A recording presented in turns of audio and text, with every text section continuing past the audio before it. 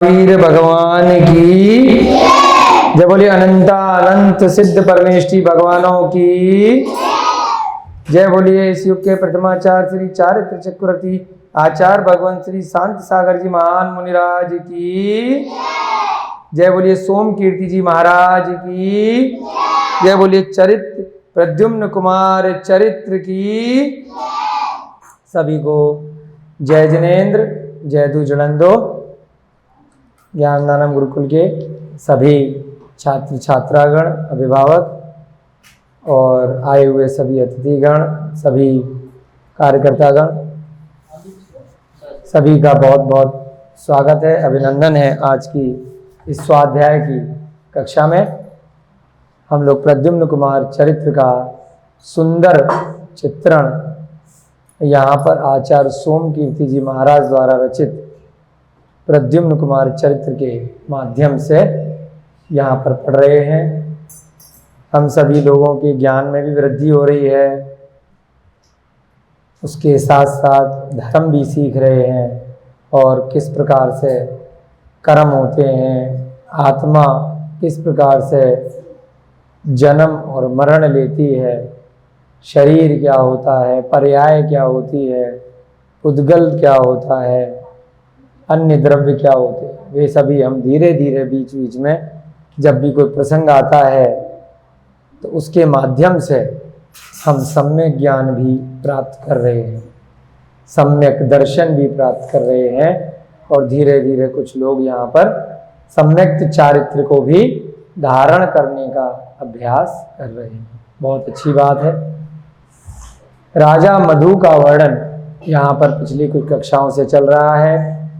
किस प्रकार से वह जीव अपने पूर्व भवों के जो पुण्य कर्म से उपार्जित उसको जन्म मिला है उसको भूल चुका है, मनुष्य पर्याय में फिर से आ गया है। पशु पर्याय से निकलकर वह मनुष्य पर्याय में गया था, वहाँ पर धर्म कर कर वह स्वर्ग के सुखों को भोगता है, उसके बाद पुनः मनुष्य पर्याय में आता है और फिर से धर्म करता है, फिर से व्रत लेता है, फिर से स्वर्ग में जाता है, फिर से एक बार मनुष्य की पर्याय में आता है, राजा बनता है।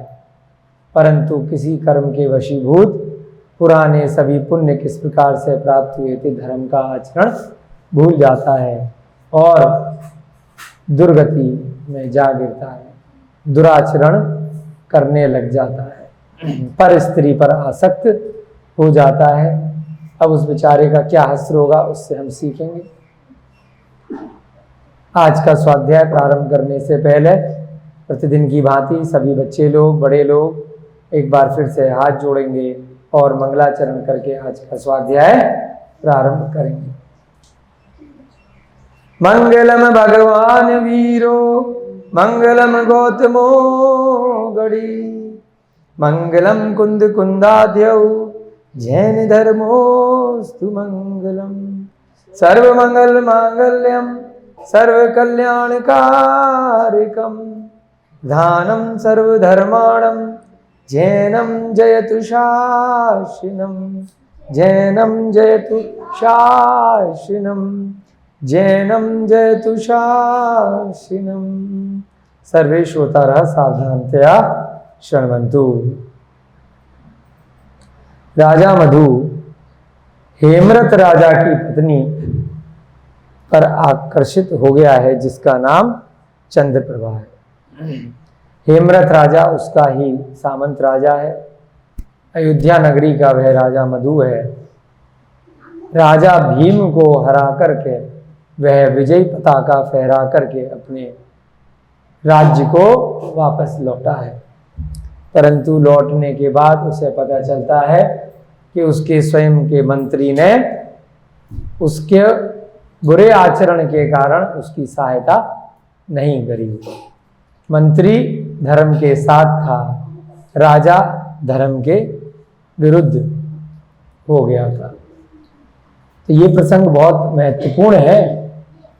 यदि आप किसी, जो भी गृहस्थ लोग यहाँ पर सुन रहे हैं, वर्तमान में या भविष्य में यदि कभी ऐसा प्रसंग आ जाए, आप किसी सरकारी नौकरी में हो आप किसी राज्य में किसी अधिकारी पद पर हो, कोई राजनेता हो, परंतु आपको आपके ऊपर कोई बड़े पद वाला व्यक्ति हो, राज्य का बड़ा अधिकारी हो, जिसकी प्रभुता सत्ता चल रही हो, जिसका पद का नाम हो, वह यदि आपको धर्म के विरुद्ध आचरण करने के लिए कोई कार्य बोले, धर्म के विरुद्ध, नीति के विरुद्ध, आप लोगों के लिए बड़ी प्रेरणा है, सभी के लिए। पुराने उदाहरणों से वर्तमान में सीखना चाहिए, तभी महापुरुषों के चरित्र पढ़ाए जाते हैं। महापुरुष अर्थात जिसने महान कार्य किए हो, वर्तमान में ऐसे भी पुरुषों के चरित्र पढ़ाए जाते हैं जो आताताई थे, जिन्होंने उद्दंडता करी, जिन्होंने हिंसा आदि पाप करे। किसी कारण से राजनेता लोग उनके चरित्र पढ़ा देते हैं बच्चों को, स्कूल के माध्यम से, कॉलेजों के माध्यम से, वर्तमान समय की पंचम काल की जो सृष्टि है उस कारण से। तो अपना विवेक लगाना है कि वह वास्तव में जो आताताई है, जो हत्याएं कर रहा है, वह महापुरुष है या नहीं। महापुरुष वह है जो प्रजा को अपने बालक की तरह, पुत्र की तरह पाले, प्रजा के साथ में सभी पशु पक्षियों के प्रति भी हिंसात्मक कार्यवाही ना करे, जो मांस भक्षण ना करे, जो धर्म का आचरण करे।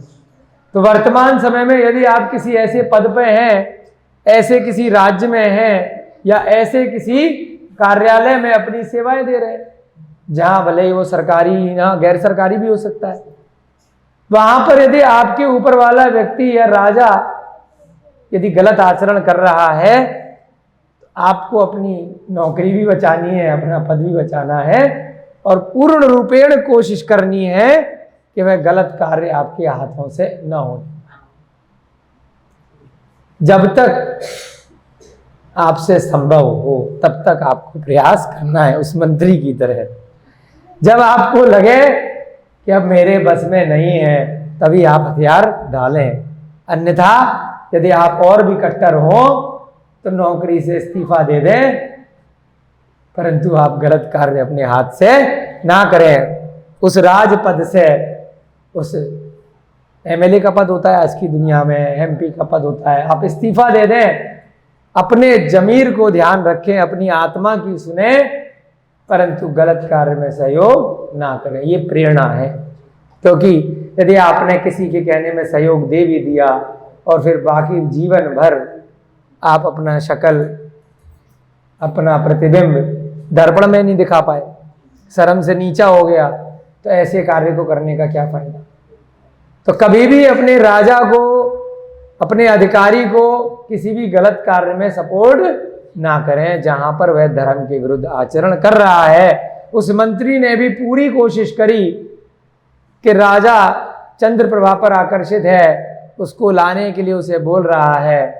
अंतिम क्षण तक उसने वेट किया, प्रतीक्षा करी। जब उसे लगा कि अब राजा की जीवन लीला समाप्त होने वाली है, अब उसका मरण निश्चित है, बस कुछ ही घंटे, कुछ ही मिनट का शेष है, तब उस मंत्री ने हथियार डाल दिए। क्योंकि उसने दो तराजू के दो पल्लों को उसने नापा कि एक तरफ तो रानी चंद्रप्रभा है जिसकी यह मांग कर रहा है, और दूसरी तरफ राजा की मृत्यु है। यदि राजा की मृत्यु हो गई तो फिर सारे राज्य के लोग मर जाएंगे। बहुत बार ऐसा होता है, राजा मर जाता है तो प्रजा में बड़ा शोक व्याप्त हो जाता है, त्राहिमाम हो जाती है। उसके बाद हो सकता है कोई पड़ोसी का राजा उस राज्य पर आक्रमण कर दे, अपने आधिपत्य में ले ले, तो ये भी आशंका बनी रहती है। बहुत सारी जनहानि भी हो सकती है अगर राजा मर गया। इस कारण से मर गया तो और ज्यादा हानि होगी कि पर स्त्री पर आसक्त होकर मर गया। तो उसने ये सोचा, उस मंत्री ने, कि चलो इसके लिए कुछ युक्ति लगाते हैं और चंद्रप्रभा को साम दाम दंड से लेकर के आ जाते हैं, जिससे कम से कम अभी तो राजा शायद जीवित बच जाए। उसके बाद जो अपकीर्ति होगी वो राजा की होगी, राज्य की होगी, बाद में देखेंगे। तो ऐसी युक्ति लगा करके वह एक प्लानिंग करता है कि बसंत ऋतु आने वाली है, सारे राजाओं को बुलाते हैं उनकी रानियों के साथ में, और 1 माह तक क्रीड़ा का उत्सव दिखाने के लिए रचते हैं, जिससे कि कहीं पर भी किसी को अंदेशा नहीं होगा, शक नहीं होगा कि अचानक से एक अकेली चंद्रप्रभा को और हेमरथ को क्यों बुलाया है। या फिर उसको जबरदस्ती अगर लेकर के आएंगे, अपहरण वहां जाकर के करेंगे, तो सबको शक हो जाएगा, बहुत सामंत राजाओं को पता चलेगा कि ये तो बहुत ही गलत कार्य कर रहा है, अपने मित्र पर अकारण क्यों आक्रमण कर रहा है। भाई राजा भीम पर आक्रमण किया था, वो बनता था क्योंकि वो पहले आया था, वह आताताई था, वह आक्रमण करता था, आग लगाता था, पशु पक्षियों को नुकसान पहुंचाता था, जनमानस को नुकसान पहुंचाता था। उस पर आक्रमण करने के लिए जब गए तो अन्य राजाओं ने आतंकी राजा को हराने के लिए सहयोग दिया, परंतु अब कौन सहयोग देगा। अब जाकर के आक्रमण किया तो उसकी सारी सेना वहां पर भी है, जनमानी की नुकसान होगा, बहुत सारी जनता मरण को प्राप्त होगी, सैनिक अकारण मरेंगे बिना किसी कारण के, दूसरे सामंत राजाओं को भी पता चलेगा। तो इसलिए उसने क्या युक्ति लगाई कि इनको यहीं पर बुला लीजिए। चूहे का उदाहरण दिया था ना, चूहे को पिंजड़े के लिए इनवाइट करते हैं, चूहे के बिल में जाकर के आप चूहे को नहीं पकड़ सकते। आप सोचो कि खेत में जाकर एक एक चूहे को पकड़ते हैं, बिल्ली को पकड़ते हैं, तो संभव नहीं है। वो कहाँ जाकर के आपको भगाता रहेगा, कीचड़ में, नदियों में, पेड़ों की उसमें, तो आप जा जाके खुद चोटिल हो जाओगे, आप चूहे को नहीं पकड़ पाओगे। भले ही कमजोर है लेकिन शातिर होता है। ऐसे ही उसे मालूम है कि चंद्रप्रभा हेमरथ आज के समय में उससे कमजोर हैं, परंतु अपने घर में शेर हैं, है ना। अपने घर में किसी को जाकर के हराना इतना आसान नहीं होता है। आज तो हमारे गुरुकुल की छात्रा है, क्या नाम है, नाम भूल गया, क्या नाम है तेरा? साहिल। आगे आओ बेटा, बड़े बढ़िया से सुनो, अच्छे से। हाँ, साहिल बच्चा बड़ा होनहार बच्चा है, साहिल आए हैं, चलो। हाँ, तो किसी के घर में जाके इतना आसान नहीं होता है, इसलिए क्या युक्ति लगाई कि उन लोगों को यहाँ पर बुलाते हैं, और एक एक करके जब 1 माह की क्रीड़ा समाप्त हुई तो उस राजा ने एक एक करके सारे राजाओं की विदाई कर दी, परंतु जिस पे उसकी नजर थी उसको रोक लिया। अब किसी भी तरीके से प्रलोभन देकर हेमरथ को भी विदा करने के लिए समझाया कि तुम चले जाओ बेटा, है ना, तुम्हें अपना राज्य देखना होगा, बहुत सारी प्रजा परेशान होगी, तुम चले जाओ, तुम यहाँ रह के और क्या करोगे, हमें मौका दो, तुम्हारी रानी को कुछ दिन रखना चाहते हैं। और कारण क्या बताया कि उनके लिए उपहार स्वरूप विशेष प्रकार का आभूषण बनवाया है, क्योंकि तुम्हारे प्रति हमारी विशेष आसक्ति है, तुम्हारी रानी है, तुम तो हमारे बराबर के राजा हो, अयोध्या नगरी के बराबर के राजा समझो, बाकी तो राजा सब छोटे मोटे थे, वो तो तुम्हारे नीचे हैं, तुम उनके ऊपर हो। तो इसलिए उनको तो जल्दी भेज दिया, बट तुम्हारी रानी बड़ी ही विशेष है, तो उसके लिए विशेष आभूषण बनवाए हैं, कुछ दिन का समय लगेगा, जब वो आभूषण बन जाएंगे तब उसे हम भिजवा देंगे, अभी तुम अकेले चले।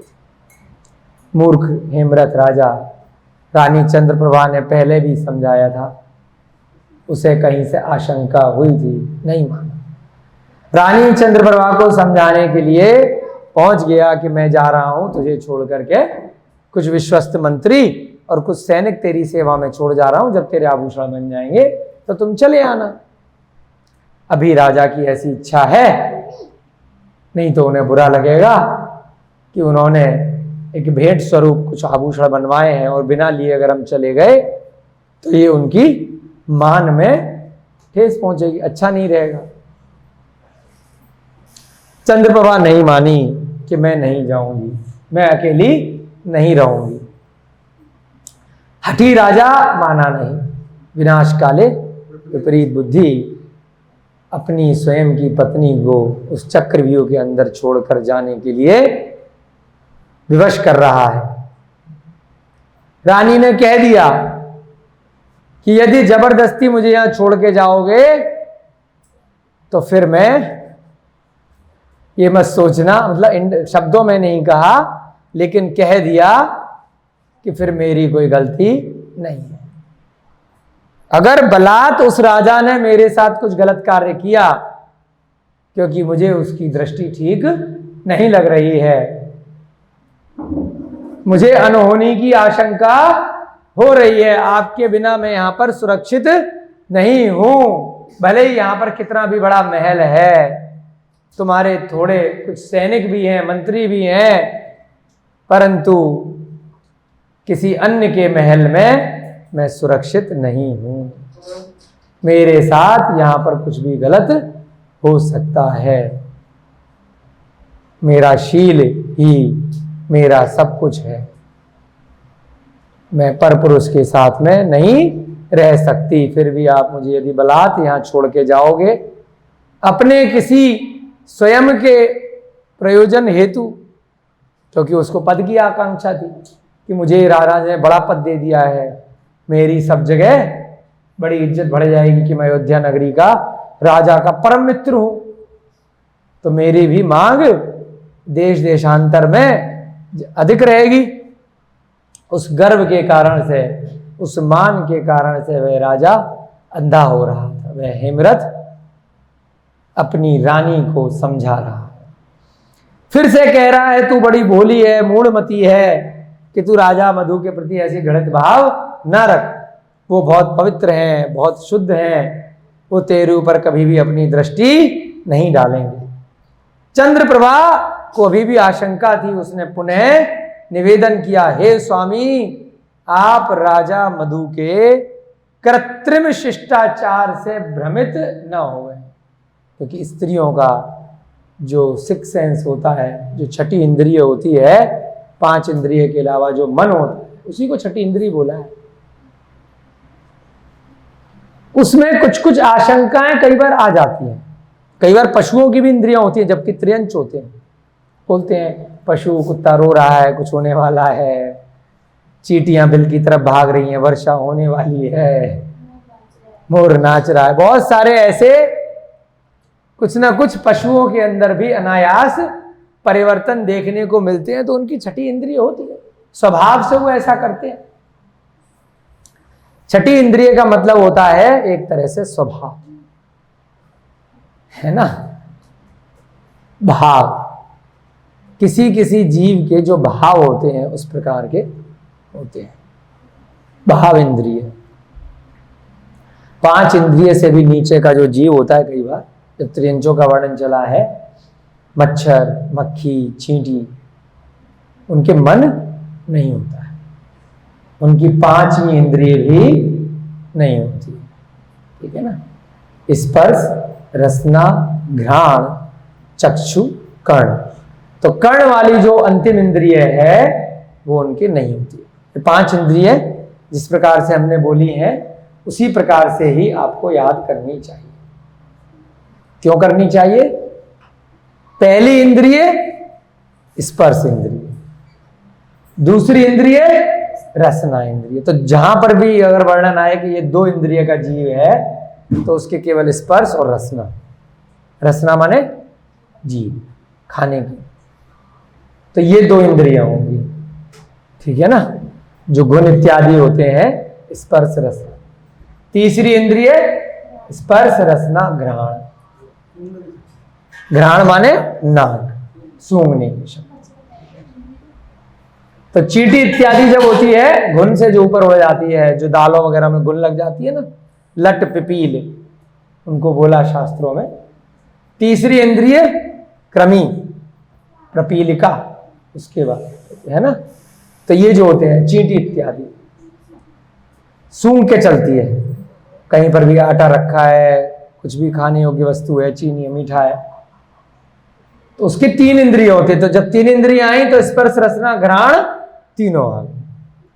फिर 4 इंद्रिय, स्पर्श रसना घ्राण चक्षु, चक्षु माने आंख। जितने भी उड़ने वाले कीट पतंगे हैं वो बिना आंख के नहीं उड़ सकते, टकरा जाएंगे। अभी मच्छर उड़ के जाएगा, मक्खी उड़ के जाएगी, बिना आंख के कैसे उड़ेगी? कभी सोच के देखिए। तो जितने भी उड़ने वाले कीट पतंगे उनकी आंख कंपलसरी है। जितने भी रेंगने वाले जंतु हैं उनकी आंख नहीं है, छोटे वाले, ठीक है ना। चक्षु कर्ण। सुनने वाले जितने भी हो गए, कान है जिनका हो गया, इनके मच्छर मक्खी के कान नहीं है, 4 इंद्रिय तक है। कान जिनके हो गया वो पंचेंद्रिय। मेढक है, छिपकली, छिपकली को करते हैं ना, भाग जाती है, काय से सुना करते हैं, कान से सुना। तो ये सब पंचेंद्रिय है। सांप को भी करते हैं, कान होता है, पंचेंद्रिय है। सरी सर्प इत्यादि है ना, त्रियंचों में। मनुष्य सारे पंचेंद्रिय होते हैं। यहां पर हो रही है छठी इंद्रिय की बात। तो मन 4 इंद्रिय तक नियम से नहीं होता। आप लोगों का बीच बीच में ना वो भी रिवाइज करने का मन करता है, ग्रंथ के साथ में थोड़ा थोड़ा तत्वों की चर्चा भी हो जाए, इंद्रियों की चर्चा, तो मन हमारा कर लेता है। नहीं तो ये ग्रंथ तो आप अगर बैठ जाओ, ये किताब दे दें तो आप जो पढ़े लिखे बड़े बड़े लोग हैं यहाँ पर इतने, तो अधिकतम 1 हफ्ते में है शास्त्री जी, व्यापार दुकान के साथ में कर लेंगे, कोई ज्यादा आपत्ति नहीं। लेकिन और सारांश बीच बीच में समझाना होता है, इसलिए थोड़ा सा धीरे धीरे करते हैं, आनंद लेते हुए करते हैं। तो मन 4 इंद्रिय तक नहीं होता है। और 5वीं इंद्रिय के जीव में भी दोनों प्रकार के होते हैं। कुछ को बोला असैनी, असंगी, कुछ को बोला सैनी, संगी। दोनों एक ही बात है। सैनी माने संगी, असैनी माने असंगी। मन रहित है तो असैनी है, संगी माने संज्ञा, संज्ञा माने मन, ज्ञान। ज्ञान जो होगा, सम्यक ज्ञान जो होगा, वो मन रहित के नहीं होगा, है ना। उसके क्या हो सकता है? अब 4 इंद्रिय वाले अपना उद्धार कैसे करेंगे? पहले आया भाई, हम 1 इंद्रिय से 2 में गए, 2 से 4 में गए, 3 में, 4 में, 5 में, तब जाकर के ये मनुष्य क्रिया मिली। तो उस 1 इंद्रिय, 2 इंद्रिय, 3 इंद्रिय, 4 इंद्रिय वाले ने ऐसा क्या किया कि जो है जाकर के मनुष्य बना, पशु बना, बड़ी पर्याय में आया? क्या किया? मैडम कह रही है 4 इंद्रिय की पर्याय में व्रत धारण कर लिए होंगे। बिना मन के व्रत कैसे धारण करेगा? उसे क्या पता है सही क्या है, गलत क्या है? जब मन ही नहीं है तो उस 1 इंद्रिय पर्याय से इस वायुमंडल में वायु का एक, जल का एक, वनस्पति का एक, अग्नि का एक, पृथ्वी का एक, कैसे 1 से 2 इंद्रिय में पहुंचे? बहुत गंभीर प्रश्न है, बहुत बार आता है। जितने लोग, जितने विद्वान, उतनी बातें।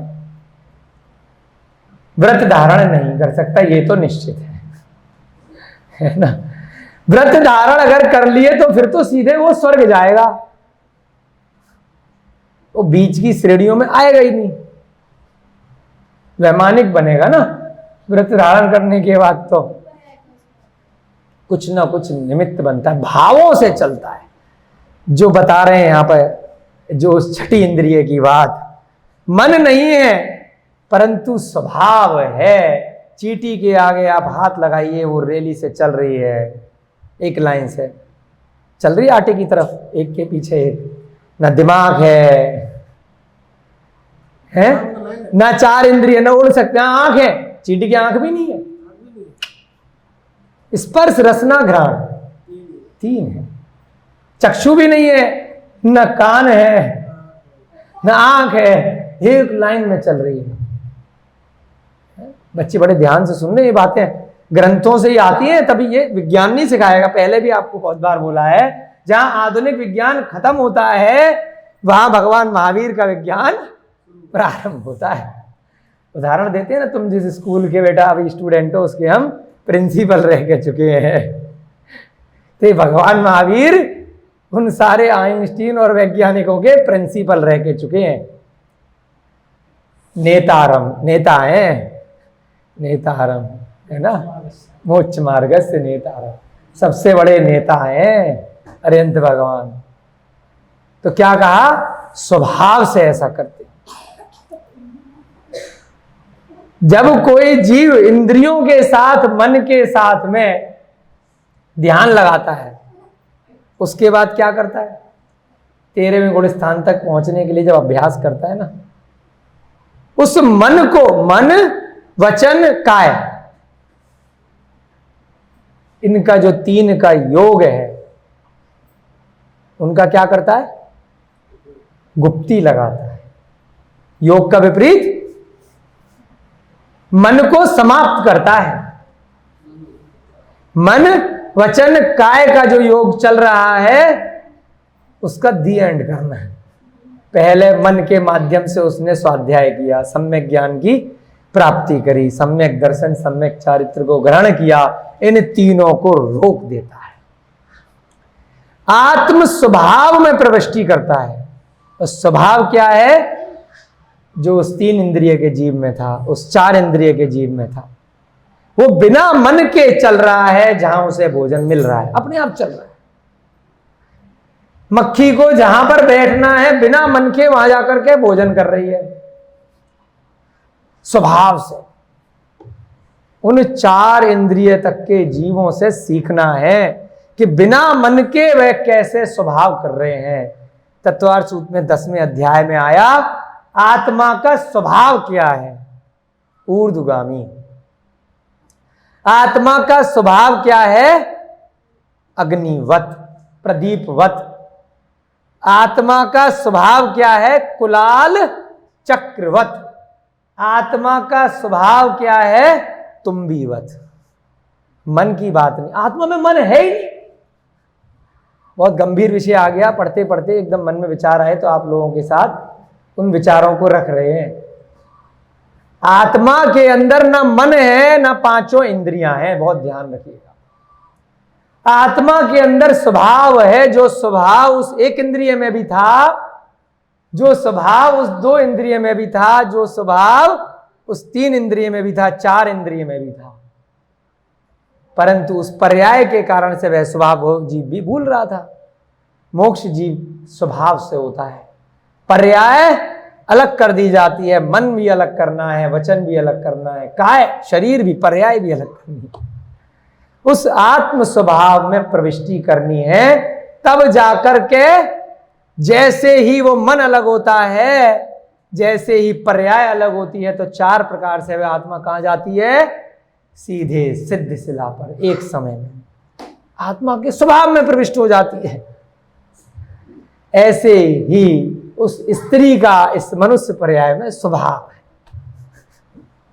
उस मक्खी का उस मक्खी की पर्याय में स्वभाव है, उस बिच्छू का बिच्छू की पर्याय में स्वभाव है डंक मारने का, उस सर्प का सर्प की पर्याय में स्वभाव है डसने का। उसमें उसकी कोई भी गलती नहीं है। तो ऐसा ही स्त्री का स्वभाव है कि उसे कुछ कुछ बातें आशंका से आ जाती हैं, तो इसलिए उनको मानिए, है ना। तो कुछ जैसे त्रियंचों में स्वभाव होता है, कुत्ता रो रहा है, चींटी ऐसे उदाहरण दे रही है, एक इंद्रिय। अब ये बोल रही है कि फिर बिना मन के वो आगे कैसे बढ़े, निमित्त से बढ़े। निमित्त उपादान 2 शब्द आते हैं शास्त्रों में, निमित्त और उपादान है। मोक्ष नहीं जा पाएंगे। निमित्त से 1 इंद्रिय से वह निगोद से निकलेंगे, नित्य निगोद से निकलेंगे, निमित्त उपादान। 608 जीव 6 माह 8 समय में बिना किसी व्रतों के लक से निकलेंगे, भाग्य से निकलेंगे। कहीं तक भी जा सकते हैं, निमित्त से मनुष्य पर्याय तक भी आ सकते हैं बिना मन के। अब मनुष्य पर्याय में मन मिला, बहुत सारी चीजें मिली, बिना मन के मोक्ष नहीं जा सकते। निमित्त से अब आता है उदाहरण, कभी निमित्त मिल गया उस 1 इंद्रिय पर्याय में, किसी अरिहंत भगवान की आत्मा को स्पर्श कर लिया, किसी अरवंत भगवान के ऊपर जल से हमने अभिषेक कर दिया, जो भी हमने वस्तुएं चढ़ाई उनका निमित्त बन गया, तो हो सकता है इस कारण से वह उनकी पर्याय समाप्त हो गई और वह अगले पर्याय में जा सकते हैं। कुछ भी निमित्त हो सकता है, उस नित्य निगोद से निकले, बिना मन के निकलते हैं। तो हम सब वह निमित्त पार पा चुके हैं। कितने लकी हैं। अनंतानंत जीव इस 343 घनराजू में हैं। मात्र कितने? मात्र 6 माह 8 समय में 608 जीव। प्रतिदिन की अगर डिवाइड करेंगे, भाग देंगे, तो 3 या 4 जीव निकलते हैं। उनमें हमारा लग चुका है। उसके बाद भी एक इंद्रिय में नित्य से इतर निगोद में आए। उसके बाद फिर यहां से 2 इंद्रिय, कितना लक, 2 से 3 इंद्रिय, कितना लक, 3 से 4 इंद्रिय। उस दिन भी उदाहरण दिया था, एक खेत में, एक कमरे में भी चींटियों को गिनोगे ना, एक खेत में पूरे संसार के मनुष्य कम पड़ जाएंगे, वो चींटियां ज्यादा निकलेंगी। बरसात में 1 घंटे के अंदर जो वर्षा हो जाए और जितने मच्छर सम्मूषण जीव जो उत्पन्न हो जाते हैं, उनको अगर गिनने बैठोगे सुबह, तो वो ज्यादा निकलेंगे। संसार में बोलते हैं ना कि इतने करोड़ जीव हैं, भारत में 100 करोड़, सारे संसार के मिला के 500-600 करोड़ जीव हैं। अभी की तुलना में जो गणना की जाती है, 500-600 करोड़ आपके मकान में मच्छर निकल आएंगे बरसात में, अगर गिनने बैठ जाओगे तो। कितने कम हैं हम मनुष्य। कोई बहुत जनसंख्या जीवों की तुलना में नहीं बढ़ रही। आत्मा अनादिकाल से उतनी रहती है और अनंत काल तक उतनी रहेगी। स्थान परिवर्तन करेगी। निगोद से निकली, इतर में आई, यहां से निकली, अंत में 6 महीने 8 समय में यह भी नियम है कि 608 जीव मोक्ष जाते। जितने नीचे से ऊपर आए, व्यवहार राशि बोला, व्यवहार राशि में आए और यहां से सिद्ध शिला पे, उतने ही यहां के जीवों ने, जितनों ने दीक्षा धारण करी, समय काल भाव सब ठीक हुए, वो ऊपर चले गए। स्थान परिवर्तन हुआ। कभी भी कोई नई आत्मा उत्पन्न नहीं होगी, ना ही कोई भी आत्मा नष्ट होगी। ये थोड़ा सा वर्णन यहां पर थोड़ा सा किया, भाव बने उस स्त्री की पर्याय से, तो बीच बीच में आपको बताते चलते हैं, जितना अन्य ग्रंथों से स्वाध्याय करते हैं, चिंतन करते हैं। इसीलिए पहले भी कहा है, थोड़ा पढ़ो, चिंतन करो, जिससे कि अन्य ग्रंथों के माध्यम से, अन्य आचार्यों की वाणी से, अन्य प्रवचनों से अपने भाव बनाओ। लेकिन जो भी भाव बनाओ, सम्यक दर्शन, सम्यक ज्ञान के साथ बनेंगे, तो अर्थ का अनर्थ नहीं होगा। ग्रंथों के आश्रयों से ही बात कही जाएगी, शब्द बदल सकते हैं, परंतु जो भाव है अरिहंत भगवान के, वह वाणी बदलनी नहीं चाहिए। ऐसे ही निमित्त हमें मिले हैं, तो हमें उन निमित्तों को खोना नहीं चाहिए। आगे बढ़ते हैं। राजा मधु के कृत्रिम शिष्टाचार से भ्रमित न हो, यह वह आशंका कर रही है। कैसे आशंका कर रही है? स्वभाव से कर रही है। स्त्री का स्वभाव है, पुरुष का स्वभाव नहीं है। यहां पर बहुत सारे पुरुष भी बैठे हैं, बहुत सारे बच्चे स्त्री में भी बैठे हैं। आपने स्वयं भी अनुभव किया होगा कि स्त्री स्वभाव से जरा सी बात पर रुदन करने लगती है, एकदम से इमोशनल हो जाती है, और पुरुष के लिए बहुत बड़ी कोई बात होगी तब भी आंसू आसानी से नहीं आते हैं। तो ये भी क्या है? उसका पर्याय के कारण से स्वभाव है, उसकी आत्मा का स्वभाव नहीं है। उसका जो कार्मण शरीर के कारण से, जो स्त्री का औदारिक शरीर मिला है, उस कारण से उसको थोड़ा सा माया होना, मोह अधिक होना, रुदन जल्दी कर देना, है ना, और ये भी आशंका जल्दी हो जाना, ये सारी स्त्री की पर्याय के कारण से उसे स्वभाव मिलते हैं। बहुत जरा सी बात पे एकदम से आंसू, कोई बात नहीं, थोड़ा सा जरा सा छेड़ा कि रुदन प्रारंभ। अब इसमें आप डांटो कि भाई क्यों रो रही है, क्या बात है? उसका स्वभाव है, जैसे अग्नि का स्वभाव है, जैसे चींटी का स्वभाव है, जैसे मच्छर का स्वभाव है, ऐसे स्त्री का स्वभाव है। इसी कारण से, उस स्वभाव के कारण से उसके अंदर इतनी शक्ति नहीं हो सकती कि वह निर्ग्रंथ दिगंबर अवस्था उस भव से प्राप्त कर सके। इसी कारण से भले ही चतुर्थ काल में भी स्त्री ने जन्म ले लिया, क्षेत्र काल सही हुआ, तब भी वह उस भव से मोक्ष नहीं जा सकती। इसमें बहुत सारे लोग विरोध करते हैं कि ऐसा कैसे बोल दिया, स्त्री मोक्ष। इसमें कोई दिक्कत नहीं है, कोई बुरा मानने वाली बात नहीं है कि उसका पर्याय के कारण से उस भव में स्वभाव नहीं बन पाया, ऐसा वीर नहीं है, ऐसी शक्ति नहीं है। परंतु अगले दीक्षा ले ले, आर्य का बन जाए, व्रत ले ले, उसके बाद अगले भव में देव पर्याय में आएगी, देवी नहीं बनेगी। उसके बाद वह एक बार पुरुष बनी और उसके बाद वो निर्ग्रंथ मुद्रा धारण करके मोक्ष जा सकती है, भगवान बन सकती है। क्या कारण बताया? क्योंकि जब अंत समय में भगवान बनेंगे तो वह आत्मा जाएगी, तो वह आत्मा पुरुषाकार जाएगी। ध्यान दीजिए, आपके अंदर जो आत्मा रहेगी तो स्त्री का जो शरीर का आकार है, जो ऊपर का आकार है, उसके जो भाव भंगिमा है, जो शरीर का स्वरूप है, उस हिसाब से वह आत्मा आपके शरीर के अंदर है। पुरुष के अंदर जो आत्मा है वो पुरुषाकार है। उसी प्रकार से हम उनकी प्रतिमा यहां पर बनाते हैं अरिहंत भगवान की। तो जो सिद्ध शिला पर आत्मा जाएगी वो पुरुषाकार जाएगी। तो इस कारण से स्त्री मोक्ष उस भव से नहीं जा सकती, क्योंकि उसकी आत्मा उसके आकार से अंदर उस प्रकार से रहे। स्त्री की इसलिए नहीं जा सकती ना, क्योंकि स्त्री में उस भाव में शक्ति नहीं है, वह इतना नहीं। बहुत सारे सहनन होते हैं 6 प्रकार के, जिसमें चक्रवर्ती और तीर्थंकरों को वज्र वृषभ नाराज सहनन होता है, चरम शरीरी होते हैं, बहुत सारे अन्य कारण होते हैं। तो वह शक्ति सहनन, वह व्रत उस लेवल का नहीं ले पाती। तो इस लेकिन उसको कुछ और चीजें भी तो मिल रही है ना, तो उसका वो बेनिफिट उठाए। तो इस प्रकार से वह राजा मधु के पास जाने के लिए वह रानी चंद्रप्रभा मना कर रही है, अपने पति हेमरथ को समझा रही है कि उसका जो शिष्टाचार है वो आर्टिफिशियल है, वह कृत्रिम है, मान जाओ। नहीं मानोगे तो क्लियर अपने लिए उसने वो, जैसे हम सीए में बैलेंस शीट बनाते हैं तो एंड में एक डिस्क्लेमर लिख देते हैं कि जितनी इंफॉर्मेशन क्लाइंट ने दी है on the basis of books of account submitted by the client, management ने जो दिया है उसके बेसिस पर हम ये काम कर रहे हैं। ऐसे ही यहां पर वह डिस्क्लेमर दे रही है, अगर कुछ हुआ तो मेरी गलती नहीं है, अन्यथा आप पश्चाताप करेंगे एवं घोर दुख उठाएंगे। तुम ही उठाओगे दुख, मैं तो यार आज महल में आराम से रह लूंगी।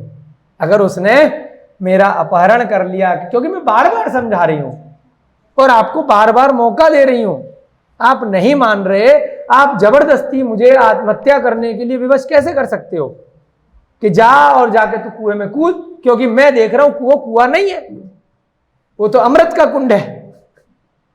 तो आप देख रहे हो ना अमृत का कुंड, मुझे साफ साफ दिखाई दे रहा है कि वो खाई है, वो कुआं है, तो मैं कूद के मरूंगी नहीं, मैं वहां पर कुछ ना कुछ आसरा अपना देख लूंगी। वो समझा रही है इनडायरेक्टली, दुख तुम उठाओगे, मैं नहीं उठाऊंगी, क्योंकि तुम जबरदस्ती मुझे धकेल रहे हो नरक में। इस प्रकार रानी चंद्रप्रभा ने बहुत समझाया। यहां पर सती जो सीता है और चंद्रप्रभा में थोड़ा फर्क है, क्योंकि सीता को रावण उठा करके ले गया था, किडनैप करके ले गया था, राम ने धक्के मार के नहीं दिया था रावण के महल में कि ये तो मेरा मित्र है, तू जा और इसके पास जाके रहे। इसीलिए सीता ने अपना सतीत्व बना करके रखा था। और उसके बाद राम जो है हनुमान की सहायता से और जितने भी विद्याधर राजा हैं उनकी सहायता से, लक्ष्मण की सहायता से रावण को हराने गए थे अपनी शक्ति सामर्थ्य के अनुसार। और वहां पर सीता ने अपना सतीत्व बना कर रखा था, रावण को हाथ नहीं लगाने दिया था। उसमें रावण का भी एक व्रत काम आया था, उसने पर स्त्री की इच्छा के विरुद्ध हाथ न लगाने का वचन ले रखा था एक मुनि महाराज से। तो रावण भी व्रती था, यहां पर ये मधुव्रती तो है नहीं। अब ये इधर बेचारी चंद्रप्रभा को उसके पति ने धक्का मारा है, तो क्या करे कि जा कुएं में। असहाय हो गई, पति ने भी कह दिया कि तू वहीं रह, मैं तेरे को छोड़ के जा रहा हूं, तू जबरदस्ती कर ही नहीं सकती मेरे साथ जाने की। अब क्या करें? तो उस चंद्रप्रभा की स्थिति देखिए।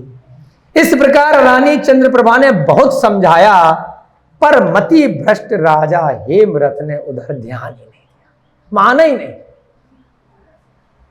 वो कारण आपको बता दिए, उसको पद की इच्छा थी, उसको सम्मान की इच्छा थी। अब शगुन को अनदेखा करता हुआ वह भट्टपुर की ओर चल पड़ा, अकेला, जबरदस्ती छोड़ के कि तू रहे यहां पर, मैं तो जा रहा हूं। अब आभूषण उस स्त्री से, अपनी पत्नी से ज्यादा महत्वपूर्ण हो गए क्या? उसके शील से।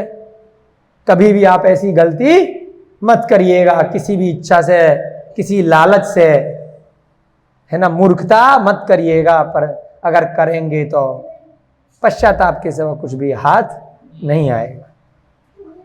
ठीक ही है, होनहार का प्रतिकार नहीं किया जा सकता। होनहार माने होनी का, जो नियति बन गई है, जो होनी है, तो उसका विरोध कर ही नहीं सकते। विनाश काले विपरीत बुद्धि, जब काल ही विनाश है, जब पाप कर्म का उदय चल रहा है, तब बुद्धि पथ भ्रष्ट हो ही जाएगी, मति भ्रष्ट हो ही जाएगी। उस समय सही गलत क्या है उसका भान नहीं रहेगा। राजा हेमरथ के चले जाने पर अब एक विचित्र घटना हुई। अब तो राजा मधु पागल हो गया, जैसे ही उसे पता चला गया। सारे बाकी राजा भी गए। अब 1 माह का इंतजार आज फाइनली पूरा हुआ। अब तो वो पागल हो गया। क्या होगा? काम बाण जो ये रोग है, अब थोड़ी ना कुछ सोच पाएगा। राजा मधु ने तत्काल मंत्री को बुलाया, तत्काल, 1 मिनट भी नहीं लगा। इधर हेमरथ गया और इधर वह बावला हो गया। उसने कहा, मेरी प्राण प्रिया कमल नयनी चंद्रप्रभा को शीघ्र लेकर आओ। अब विलंब सहे नहीं, अब विलंब नहीं सह सकते। इतने महीनों से, इतने सालों से हे मंत्री तेरे चक्कर में इंतजार कर करके पागल हो गए हैं। आज वह घड़ी आ गई, अब काय का इंतजार? मंत्री ने कहा, हे महाराज, अभी भी मंत्री थोड़ा सा धार्मिक था, कुछ काल तो धैर्य रखो। समझा रहा भी, इतने उतावले, मतलब राजा है और क्या कर रहा है? कुछ काल तो धैर्य रखना होगा, अभी तो दिन है, अभी तो गया है, थोड़ी तो शर्म करो। थोड़ा फिर से उसने सोचा कि क्या पता इसकी बुद्धि ठीक हो जाए, उसको समझा रहा है। रात्रि के समय समागम उचित होगा। रात्रि के समय जब सारा नगर सो जाएगा ना, अगर किसी को पता चल भी गया तो ज्यादा लोगों को पता नहीं चल पाएगा, चोरी छिपे काम करेंगे। रात्रि के समय आपसे उसकी मुलाकात करवाएंगे। राजा को किंचित संतोष हुआ, चलो ये बात ठीक है, अभी दिन में गड़बड़ नहीं करनी चाहिए। एकदम से कुछ देख करके कुछ हो गया, कुछ लोगों को आशंका हो गई तो पब्लिक मारेगी, रात में करेंगे। उसने ज्यों त्यों करके दिवस के शेष घड़ियां व्यतीत करी। 1-1 सेकंड जब कुछ होता है ना, कोई क्या बोलते हैं, मिलन की वेला, जब शादी होने वाली होती है, तो जो ज्यादा पागल हो रखे होते हैं ना शादी के लिए, 1-1 सेकंड उनको 1-1 वर्ष जैसा लगता है ना। और जिनकी जबरदस्ती शादी कराई जाती है, वैसे भी जीव होते हैं, उनको सुई के कांटे की तरह चुभते हैं, कहाँ मैं फंसने वाला हूं। ज्यों ज्यों करके दिवस की शेष घड़ियां व्यतीत करी, कितनी मुश्किलों से। इसके पश्चात मंद गति से सूर्य अस्ताचल की ओर गमन कर, बहुत धीरे, रोज तो बहुत जल्दी छुप जाता था सूरज, अबे इतने घंटे हो गए छुप ही नहीं रहा, रात्रि क्यों नहीं हो रही। मंद गति से बेचारा सूरज उस दिन बहुत लेट अस्ताचल की ओर गमन कर गया। वे चक्रवाक को दुखी, कमलों को संकुचित, कामी जनों को प्रसन्न। जो चक्रवाक होते हैं ना, बहुत सारे पक्षियों का उदाहरण दिया है, वह दुखी हो जाते हैं।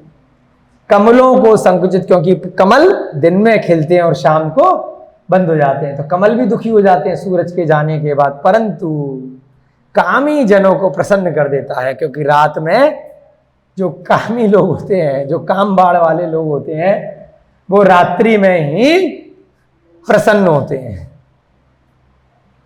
पश्चिम दिशा को रक्तवर्ण करते हुए अस्त हो गए।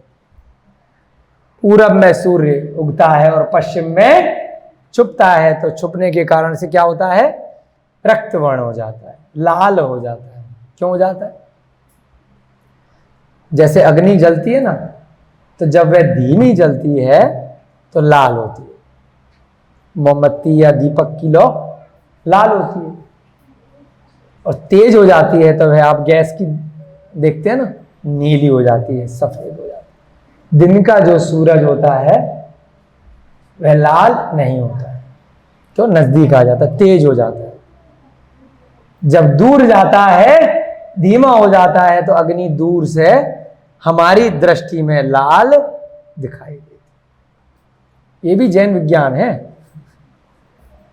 जब अग्नि दूर जाएगी, प्रकाश दूर जाएगा, तो उसका कलर लाल हो जाएगा। सप्तरंग में दूर से हमें लाल दिखाई दे, कलर वही है, कलर में चेंज नहीं हो रहा है। हमारी दृष्टि के कारण से वह हमें रक्तवर्णी दिखाई देता है, जब उसकी गर्मी कम होती है। क्योंकि सूर्य सुमेरु पर्वत की परिक्रमा करता है। जैसा नासा वाले पढ़ाते हैं, जैसा विज्ञान पढ़ाता है, वैसा नहीं है वास्तव में। सूर्य पूरब से पश्चिम की ओर घूमता है, ऐसे गोल गोल, दक्षिणा, उत्तर से दक्षिण की ओर, पूरब से पश्चिम, दक्षिणाएं, ऐसे घूमता है। तो उसमें क्या होता है? पूरब से पश्चिम घूमने के कारण सुदर्शन मेरु यानी सुमेरु की परिक्रमा नित्य प्रति करता है। सुमेरु की परिक्रमा करते समय सूर्य की 184 गलियां होती। कितनी गलियां होती है डॉक्टर साहब? 184। ठीक है, 184 गलियां होती हैं। ठीक है, अलग अलग गलियां। उसके कारण से 365 दिन, 384 का गुणा करेंगे तो कितना आता है? 365 दिन वो वैज्ञानिकों ने बना दिए, जो विक्रम संवत के अनुसार 3 बार नहीं करते। 2 सूर्य होते हैं, 2 चंद्रमा होते हैं। तो इस प्रकार से जब वह गमन करता है 184 गलियों में, एक बार वह दूर जाता है सुमेरु पर्वत से, एक बार वह पास आता है, तो दोबारा उसी गली में आता है एक बार, अंतिम गली में भी और प्रथम गली में भी। बाह्य गली वीथी बोलते हैं इसको। 2 सूर्य तो एक साथ घूमते हैं गोल गोल। 184 दिन पहले वह सुमेरु पर्वत से दूर जाता है और 184 दिन सुमेरु पर्वत के नजदीक आता है। अभ्यंतर वीथी, मध्यम वीथी और बाह्य वीथी, इस प्रकार से 3 वीथियां कही गई। अभ्यंतर माने सुमेरु के नजदीक वाली, बाह्य माने सुमेरु से दूर वाली। तो जिस प्रकार से वह दूर जाता है, प्रतिदिन भी हमसे दूर जा रहा है जिस स्थान पे हम रह रहे हैं, तो उस प्रकार से वह अस्ताचल, धीमा दिखाई देने लगता है, यानी कि उसकी ज्योति मंद, प्रकाश मंद दिखाई देता है। बीच बीच में शब्द बोलते हैं, जब उसमें डिटेल में कक्षाएं हमने पहले भी कराई हैं 3 लोक के विषय में, डिटेल में कराएंगे तो बहुत डिटेल में आप उसको पढ़िएगा। तो इस प्रकार से 184 गलियां होती हैं। जब वह दूर जाता है दक्षिण दिशा की ओर, यानी बढ़ता जाता है, सुमेरु पर्वत मान लीजिए बीच में है, जब वह दूर जा रहा है तो उसे बोलते हैं दक्षिणायन। जब जिस दिन से वो नजदीक आ रहा है उसे बोलते हैं उत्तरायण। मकर संक्रांति के दिन वह उत्तरायण की तरफ आता है। सारे हिंदू ग्रंथ सब इस बात को मानते हैं और फिर भी स्कूलों में बच्चों को वही पढ़ा रहे हैं। उत्तरायण, दक्षिणायन पढ़ाया नहीं जा रहा ना, पढ़ाया जा रहा है 365 दिन, पढ़ाया जा रहा है कि सूर्य एक जगह स्थिर है पढ़ाया जा रहा है पृथ्वी परिक्रमा दे रही है, मंगल परिक्रमा दे रहा है, तो भैया फिर काहे को पूजा कर रहे हो फिर मकर संक्रांति के दिन? किसकी पूजा कर रहे हो? कौन से उत्तरायण में आ रहा है? वही तो, जो अपने ग्रंथों का ज्ञान है उसको शून्य कर दिया है। उस विज्ञान ने ऐसे कपड़े, ऐसा आवरण चढ़ा दिया है, ऐसी रजाई जबरदस्ती की थोप दी है। जब तक सम्यक ज्ञान, इन जिन ग्रंथों का ज्ञान प्राप्त नहीं करोगे तब तक वो रजाई हटेगी कैसे? तो पहले इस विज्ञान को तो पढ़ो और इस विज्ञान को ब्रह्मांड में देख लो, फिर तुलना कर लो कि क्या सही है क्या गलत है। ठीक है ना? पृथ्वी स्थिर रहती है डॉक्टर साहब, ये जिस पृथ्वी पर बैठ रहे हैं ये कहीं नहीं घूम रही है। आप घूमते हुए दिख रहे हो क्या? आपके दिमाग में डाला गया है बचपन से कि घूम रहे हैं घूम रहे हैं। पृथ्वी नहीं घूम रही, हमारे दिमाग को घुमाया गया है। जब तक कुछ गलत ज्ञान डाला नहीं जाएगा तब तक उस व्यक्ति को आप सही कैसे मानोगे? वो थोपा जाता है वैज्ञानिकों द्वारा नोबेल पुरस्कार ले लेकर के। ठीक है, तो वह जबरदस्ती का ज्ञान हमें बांटा गया है। उसी प्रकार से यह विज्ञान पूरा 3 लोक का विज्ञान, त्रिलोक प्रणति त्रिलोक सार, और इन ग्रंथों के माध्यम से प्रथमा नियोग में हमें सही ज्ञान, सही विज्ञान भी बताया जाता है, ग्रह नक्षत्रों, तारों, सूर्य, चंद्रमा इत्यादि का। तो उसको हम ग्रहण करें, उसके साथ में हम पूर्व जन्म और भविष्य के जन्मों को भी समझें। तो यहां क्या कहा कि जिस प्रकार से सूर्य अस्ताचल की ओर हो गया, क्यों अस्त हुआ? क्योंकि सूर्य घूम रहा है, पृथ्वी नहीं घूम रही है, सूर्य नहीं डूब रहा है। उसी प्रकार से कामी जन उत्साहित हो गए, प्रसन्न हो गए कि रात्रि आई, अब आहा, राजा मधु भी प्रसन्न हो गए। संध्या ने विचित्र रूप धारण कर लिया, उसका आकाश रूपी आंगन पंचवर्णी हो गया। जो आकाश रूपी आवरण है पंचवर्णी क्यों हुआ? जब सूर्य बिल्कुल छुप जाता है, छुपने को होता है बहुत सारे रंग उस रात्रि में, कुछ नीला, कुछ लाल, कुछ काला, कुछ सफेद, कुछ पीला, इस प्रकार से पंचवर्णी है ना, रंग वहां पर निखर आते हैं। सूर्य के प्रखर ताप से जिस अंधकार का लेश मात्र भी संधान नहीं था, वह अवसर पाकर अपने साम्राज्य का विस्तार करने के लिए चतुर्दिक विस्तीर्ण हो गया। सूर्य के होने के कारण अंधकार लेश मात्र भी नहीं था। अब सूर्य कहां चला गया? अब कहीं दूसरी ओर चला गया, अपने साम्राज्य का विस्तार करने के लिए। जब राजा यहां पर बैठा है तो यहां बैठा है, जब दूसरी जगह चला गया तो वहां पर साम्राज्य का विस्तार कर रहा है। अब भरत क्षेत्र से सूर्य चला गया तो अंधकार में कहां पहुंचेगा भाई साहब? बताओ, रात्रि में। अब ये शाम वाला जो सूर्य है निकल जाएगा, कहां पहुंचेगा अगले दिन? बताओ, दूसरे क्षेत्र में, विदेह में चला गया। जिस समय भरत क्षेत्र में यहां पर सूर्य है, ये जो सूर्य दिख रहा है बाहर अभी दिन निकल रहा है, उसी समय ऐरावत क्षेत्र में दूसरा सूर्य है। थोड़ा थोड़ा विज्ञान हमारी रुचि रहती है बताने की। 2 सूर्य 2 चंद्रमा है, अमेरिका में नहीं है, यही वाला सूर्य है ना। जिस समय यहां पर सूर्य है, अमेरिका में रात है, हम सूर्य की बात कर रहे हैं अभी। ये कह रहे हैं अमेरिका में दूसरा सूर्य, अमेरिका में इस समय रात्रि है, अमेरिका में इस समय सूर्य नहीं है। इस समय सूर्य कहां पर है? और ऐरावत क्षेत्र में दूसरे सूर्य की बात कर रहे हैं ना। 2 सूर्य 2 चंद्रमा होते हैं, जम्मू द्वीप गोल होता है, एक सूर्य यहां है तो एक सूर्य उसके पैरेलल दूसरी जगह है, ऐसे करके गोल गोल घूम रहे हैं। जब पूर्व विधेय में जाएगा तो दूसरा सूर्य पश्चिम विधेय में आएगा, जब ऐसे आएगा तो दूसरा सूर्य भरत क्षेत्र में आएगा, तो ये वाला सूर्य ऐरावत क्षेत्र में आएगा। कल के दिन जो हमें सूर्य दिखाई देगा, कौन सा सूर्य दिखाई देगा? जो आज के दिन ऐरावत क्षेत्र में सूर्य है, वो कल के क्षेत्र में भरत क्षेत्र में आ जाएगा। ऐसे गोल गोल ये सूर्य सुमेरु पर्वत की नित्य प्रति परिक्रमा करते रहते हैं। तो क्या कहा? अभी जो आज का सूर्य शाम को गया है, वो वो अपना यहां से विस्तार करके गोल घूम करके इधर हृदय क्षेत्र में चला गया, कहीं और चला गया। शब्दों को पकड़ो। अपने साम्राज्य का विस्तार करने के लिए चतुर्दिक विस्तीर्ण हो गया, चारों दिशाएं में आगे बढ़ गया। उसके विस्तार से ऊंच नीच, सम विषम, स्थिर अस्थिर अर्थात सभी वस्तुएं समान प्रतीत होने लगी। कितनी बढ़िया बात बोली। अब रात के समय आपको गड्ढा दिखाई देगा क्या बिना लाइट के? पहाड़ दिखाई देगा क्या? नदी दिखाई देगी क्या? कीचड़ दिखाई देगी क्या? रात्रि के समय अंधेरे में जब कुछ दिखाई नहीं देता तो ऊंची नीची वस्तुएं, स्थिर अस्थिर वस्तुएं, सम विषम वस्तुएं एक समान दिखाई देती हैं। क्या उदाहरण करना चाह रहे हैं? अच्छे और बुरे भी रात्रि में पहचान नहीं होती। चारों दिशाओं में रहते होंगे ना, तो चंद्रमा इस तरीके से रहते होंगे, तो सूर्य इस तरीके से। हाँ, जिस समय भैया जी बहुत अच्छा बोले कि जिस समय दो सूर्य इधर हैं तो दो चंद्रमा इधर है, बिल्कुल ठीक। उस समय रात्रि है तो वहां पर चंद्रमा है, चंद्रमा इधर आ जाएंगे रात्रि में, सूरज उधर पहुंच जाएंगे। बिल्कुल ठीक पकड़ा आपने। ऐसे ही दिमाग लगा के सब भैया जी सुनेंगे ना, बहुत अच्छा लगेगा।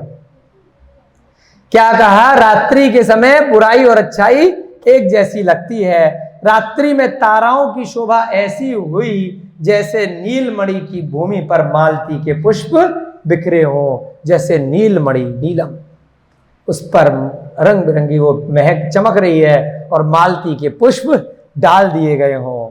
ऐसे ही नीले आकाश में, रात्रि में काले आकाश में प्रकीर्णक तारे, बोला इतर बितर जो तारे बिखरे हुए हैं, ऐसे वह मालती के पुष्प की तरह तारे बिखरे हुए हैं, है ना। इतने असंख्यात तारे रात्रि में दिखाई देते हैं। ठीक है, 705 कोड़ा कोड़ी तारे इस भरत क्षेत्र में हमें दिखाई देते हैं। ठीक है ना, 133, 950, 86, ये भी एक संख्या याद कर लो शास्त्री जी। तारे कितने होते हैं इस जम्मू द्वीप के अंदर? 2 सूर्य और 2 चंद्रमा है। चंद्रमा हेड होता है, जैसे आपके घर में आप जैसे बड़े हैं मान लीजिए तो आप हेड है, कर्ता जो होता है मेन, ऐसे ही चंद्रमा का परिवार माना जाता है। चंद्रमा हेड है, सूरज हेड नहीं है। चंद्रमा के परिवार में 66,975 कोड़ा कोड़ी तारे होते। कोड़ा कोड़ी है उसके आगे। हाँ, ये संख्याएं बार बार बोलते हैं, याद हो जानी चाहिए धीरे धीरे। एक चंद्रमा के परिवार में 66,975 कोड़ा कोड़ी। 1 करोड़ में 7 जीरो, फिर 1 करोड़ में 7 जीरो, 14 जीरो और लगाओ, कोड़ा कोड़ी तारे होते। अभी ये वैज्ञानिक गिनते रहेंगे, इनकी 7 पुश्तें निकल जाएंगी तब भी नहीं गिन पाएंगे। अरिहंत भगवान ने गिन के यहां डाल दी एग्जैक्ट, गिनते रहना अगर समय हो तो। अब जम्मू द्वीप में 2 चंद्रमा है तो इसको गुणा 2 से कर लो, 133। कितनी संख्या आएगी? 950 या 750? 66,975 गुणा 2 करो। ये कह रहा हूँ जो डबल वाले में हैं इसमें 2 हैं। अभी बताते हैं संख्या, चर्चा चलिए तो तुरंत 5 मिनट में खत्म कर देते हैं। गुणा 2 करो, 133। हाँ, यही हमने बोला था, 133,950 आएगी संख्या। हमें भी याद हो गए ना, थोड़ा पढ़ते पढ़ते बार बार आते हैं ना ग्रंथों में। 133,950 कोड़ा कोड़ी तारे हैं इस जम्मू द्वीप में। और जो भरत क्षेत्र है उस जम्बू द्वीप का 190वां भाग है। कौन सा भाग है? इसको डिवाइड करो 190 से, तो 750 कोड़ा, 705 करो डिवाइड बाई 190। 133,950 डिवाइड बाई 190, 705 कितनी संख्या आई? 705 कोड़ा कोड़ी तारे हमारे भरत क्षेत्र में है जहां हम रहते।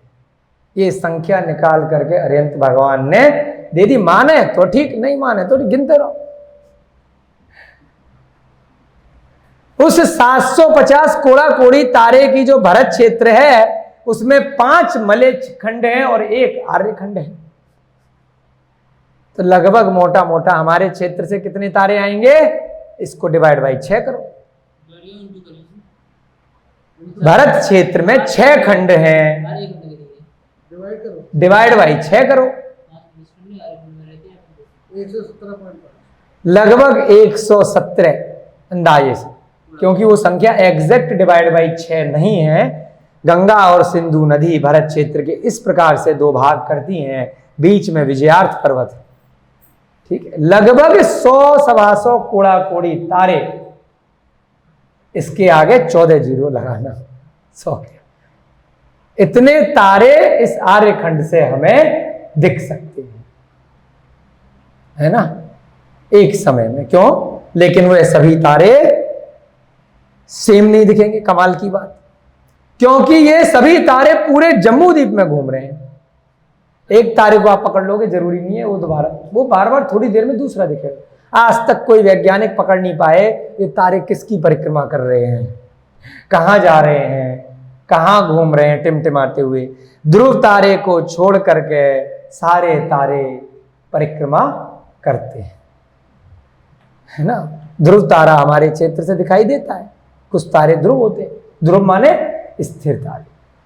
तो यहां पर वर्णन चला था ताराओं का, तो मन में आया आपको थोड़ी सी गणना डाल दें। प्रथमानुयोग के साथ में थोड़े करणानुयोग भी आता रहे, तो सभी का ज्ञान में वृद्धि मनोरंजन होना चाहिए। चारों ज्ञान जरूरी है, चरणानुयोग, करणानुयोग, प्रथमानुयोग, द्रव्यानुयोग, चारों एक साथ। जैसे आपकी 5 उंगलियां हैं, एक साथ चलाने पड़ेंगे, एक से कोई फायदा नहीं होगा। खाली द्रव्यानुयोग करके आत्मा का ध्यान करोगे तो जब आत्मा को जानोगे नहीं तो ध्यान कैसे करोगे? जब तक 3 लोग का ध्यान नहीं होगा कि मेरी आत्मा निकली कहां से और कहां जाना है, तो ध्यान किसका करोगे? सीधे क्रिया करने चरणानुयोग बैठ जाओगे व्रत लेके, पता ही नहीं है क्या करना है क्या नहीं करना है, तो करोगे क्या? हाँ, चारों अनुयोग का अध्ययन करना, सम्यक ज्ञान प्राप्त करना नितांत आवश्यक है, ऐसा अरिहंत भगवान ने कहा है। तारे कोई टूटते हुए नजर नहीं आते, कोई भी नया तारा नहीं बनता, कोई भी तारा नहीं टूटता। अनादि काल से यही संख्या है, अनंत काल तक यही संख्या रहेगी। धूमकेतु इत्यादि होते हैं, उल्का पिंड, वो बात अलग है। तो यहां क्या कहा? रात्रि में ताराओं की ऐसी शोभा हुई जैसी नीलगिरी की मूर्ति पर भूमि पर मालती के पुष्प बिखरे हुए, प्रकीर्णक तारे ये सब सुमेरु की परिक्रमा कर रहे हैं। ध्रुव तारे एक स्थान पर स्थिर है। चंद्रमा की धवल चांदनी पृथ्वी तल पर फैल गई, उसने भूमंडल को दुखी देखकर अपने किरण रूपी बाण छोड़े।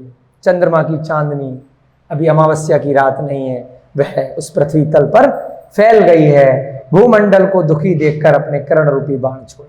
भूमंडल दुखी हो जाता है ना, सूर्य चला गया तो थोड़ी सी किरण सांत्वना देने के लिए चंद्रमा दे देता है। इस प्रकार रात्रि के प्रथम प्रहर में जब चांदनी खिल रही थी, उस समय चतुर्मंत्री के परामर्श से राजा ने एक दूती को अपनी प्रिया के पास भेजा। अब भाई लेडीज के पास रात में लेडीज ही भेजी जाएगी, तो दूत नहीं भेजा, तो क्या भेजा? दूती को भेजा कि जाओ भाई सेटिंग करा, उसको लेकर के आओ। मंत्री के परामर्श से दूती अब वहां पर चंद्रप्रभा के पास जा पहुंची। बेचारे राजा मधु की हालत खराब है। उस राजा हेमरथ महामूर्ख अपनी स्वयं की पत्नी को खाई में ढकेल करके आ गया है। अब देखते हैं रानी चंद्रप्रभा क्या करती है, अपने शील की रक्षा किस प्रकार कर पाती है या नहीं कर पाती है, क्या करती है, ऐसा वर्णन यहाँ पर हमें सुनने को समझने को मिल रहा है। उस राजा मधु के दुष्चरित्र का वर्णन हम लोग सुन रहे हैं। ऐसा हम अनुसरण कदापि ना करें जैसा वह करने जा रहा है, यह ध्यान रखना बहुत जरूरी है।